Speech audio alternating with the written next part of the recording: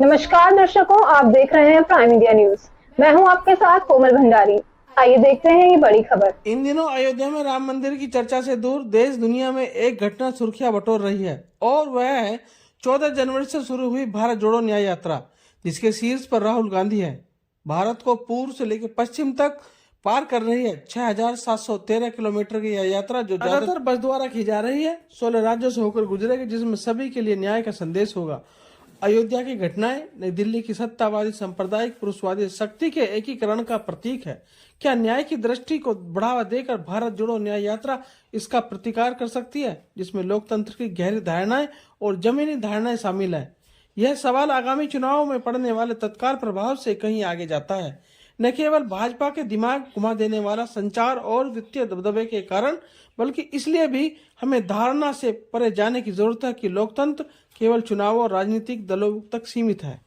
राहुल गांधी की इस भारत जोड़ो न्याय यात्रा के प्रमुख 3 उद्देश्य हैं। आर्थिक न्याय, प्रत्येक भारतीय युवा के लिए नौकरी और असमानता को समाप्त करना है।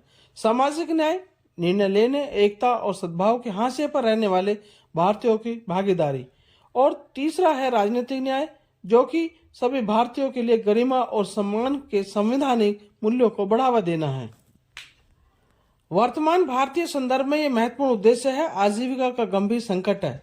Centre for monitoring Indian economy के अनुसार बेरोजगारी वर्ष 2000 के दशक की शुरुआत में 5.5% से बढ़कर 2023 में 9% हो गई है और बढ़ती धार्मिक जातीय नफरत और संघर्ष शांतिपूर्ण लोगों के लोकतांत्रिक अधिकारों पर बेशर्म राज्य हमले, सत्ता और धन के दुरुपयोग को रोकने के लिए बनाए गए स्वतंत्र संस्थानों में सरकारी घुसपैठ या दमन, श्रम और पर्यावरण कानूनों को कमजोर करने से सहायता प्राप्त पूंजीवादी परिस्थिति पतन और लाखों लोगों को प्रभावित करने वाला जलवायु बदलाव का संकट और जहरीली मतदान की और प्रतिसत्ता की घृणित राज्य समर्थन यानी बिल्किस बानो का जैसा मामला कई उदाहरणों में से एक है।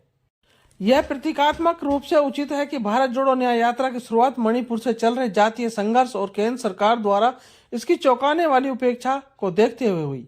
ऐसा प्रतीत होता है कि यात्रा ने उत्तर पूर्व भारत में एक राग छेड़ दिया है, जिससे मानवाधिकारों और पारिस्थितिकी उल्लंघनों से परेशान लोगों को अपने मुद्दों को उठाने का अवसर मिला है। उम्मीद है कि इस यात्रा में जनसाधारण से संवाद के ऐसे मौके मिलते रहेंगे और मुंबई तक अपने पूरे रास्ते में लोगों की आवाज सुनी जाएगी। तो दर्शकों, ये थी अब तक की बड़ी खबर। आप देखते रहिए प्राइम इंडिया न्यूज। नमस्कार।